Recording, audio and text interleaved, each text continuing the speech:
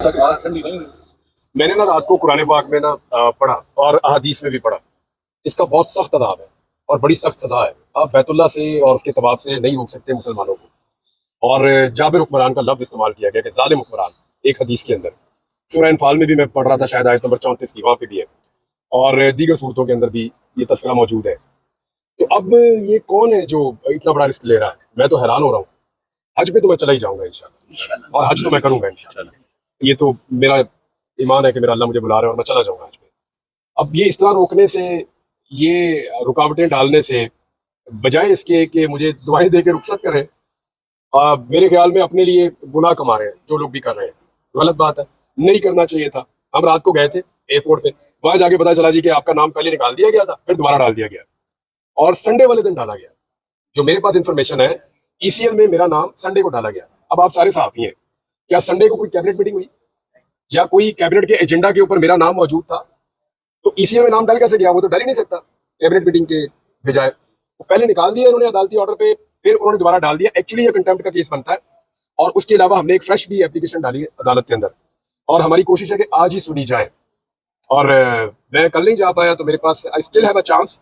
और मैंने ये अपना जो है वो इसलिए कनेक्शन फ्लाइट रखी थी कि आगे मेरे पास थोड़ा सा टाइम ऐसा मौजूद हो कि अगर मुझे रोक लिया जाए तो मैं दोबारा ट्रैवल करके अपनी जो हज वाली फ्लाइट है उसको पकड़ सकूं। तो मेरे पास अभी चांस है, और मैं दोबारा हज वाली फ्लाइट पकड़ूंगा और जाऊंगा। जहां से हम, मैंने अब कल के लिए टिकट लिया हुआ है, और जो कल वाला टिकट है वो भी हमने दोबारा जमा करवा दिया है कि जनाब मेरे पास चांस है, मुझे कल दोबारा रवाना किया जाए और मुझे मौका दिया जाए कि मैं जाके हज करूँ। 2022 में नहीं करने दिया, मुझे गिरफ्तार कर दिया। 2023 में मैं अगवा हो गया, नहीं करने दिया। अब 2024 में फिर ईसीएल में नाम डाल दिया, मैं ट्रैवल करने गया, फिर मुझे वापस भेज दिया। तो मैं रोज जाऊंगा जब जब मुझे मौका मिलेगा, और कोशिश करता रहूंगा कि मैं वहां पहुंच जाऊं और हज कर सकूं।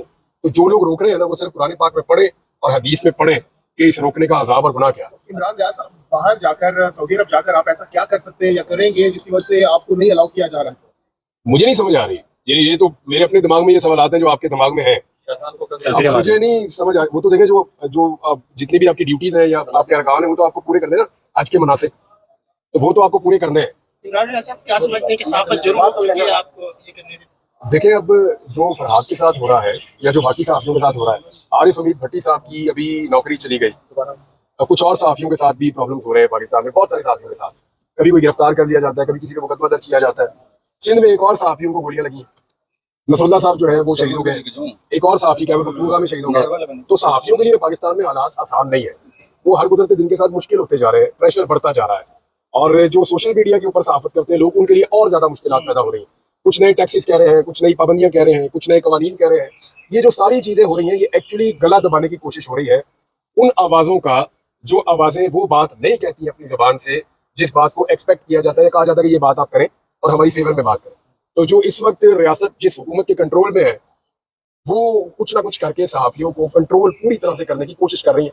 लेकिन ये माजी में हो नहीं सका, डिक्टेटर्स भी नहीं कर पाए।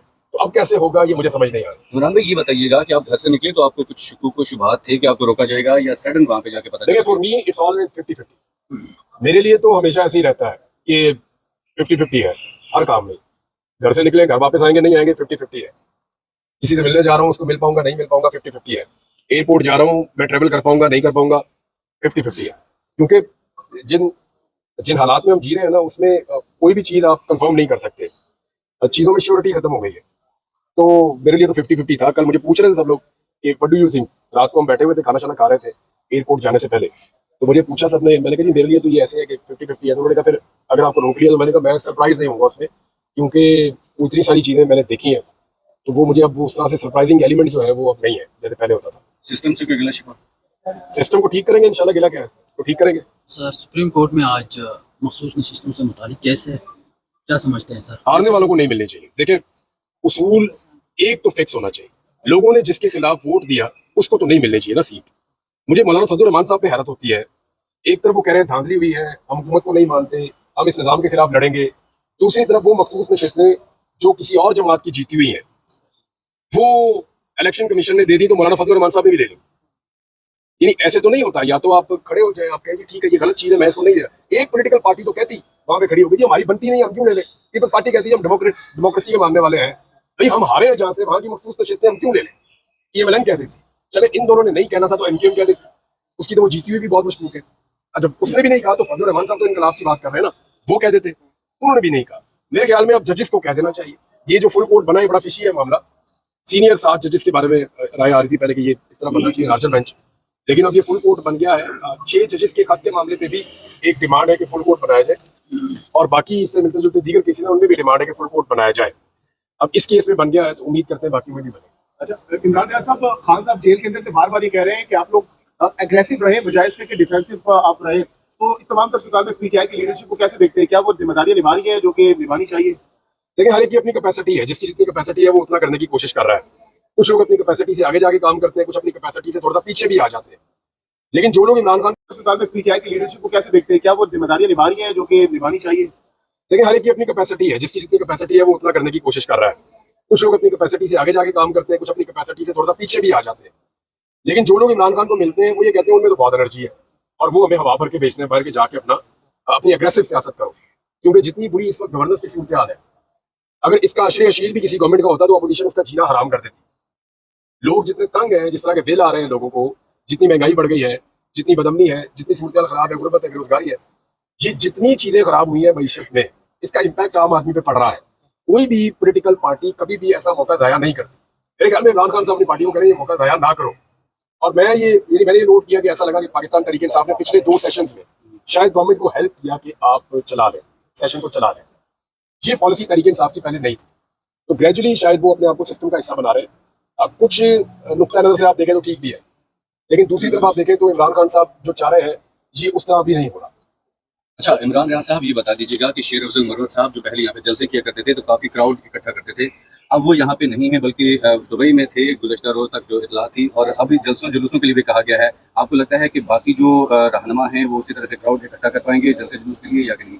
देखिए, क्राउड तो कोई भी इकट्ठा कर लेगा, इमरान खान साहब के लिए है। शेर अफजल मरवत ने बड़ी दिलेरी के साथ अपनी पार्टी को लीड किया था और मुश्किल टाइम भी किया था।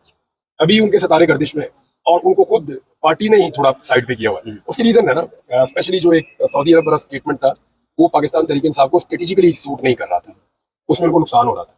तो मुझे जो जाती तौर पे लगता है कि शेर अफजल मरवत का कोई और प्रॉब्लम नहीं है, ये जो सऊदी अरब वाला स्टेटमेंट है उनके गले पड़ा है। तो कुछ अरसे के लिए शायद वो भी इस सारे गेम से आउट रहेंगे, लेकिन वो हमेशा आउट नहीं रहेंगे, मुझे ऐसा लगता नहीं है। तो अली अमीन गंडापुर जो है वो आप क्या समझते हैं उस्मान बुज़दार के मुकाबले में, या परवेज़ खटक या बाकी जो वज़ीर आला थे उनके मुकाबले में अच्छा काम कर रहे हैं? लेकिन परवेज़ खटक ने तो एक्सेप्शनल काम किया जब वो वज़ीर आला थे। महमूद खान के बारे में आपके क्वेश्चन हो सकते हैं कि वो ठंडे वज़ीर आला थे और वो चीज़ें वो नहीं कर पाए, लेकिन परवेज़ खटक ने वाकई में जिसको तब्दीली कहते हैं उन्होंने कोशिश की थी और काम करके भी दिखाया था। वो बाद में वो पार्टी छोड़ गए, उन्होंने इमरान खान साहब के साथ वफादारी नहीं की, वो चीज़ें अलग है। लेकिन ये सब मानते हैं कि परवेज़ खटक के दौर में जो उन्होंने किया उसकी बुनियाद पे फिर ये मॉडल पूरे पाकिस्तान के अंदर आया इलेक्शन जीत कर 2018 में।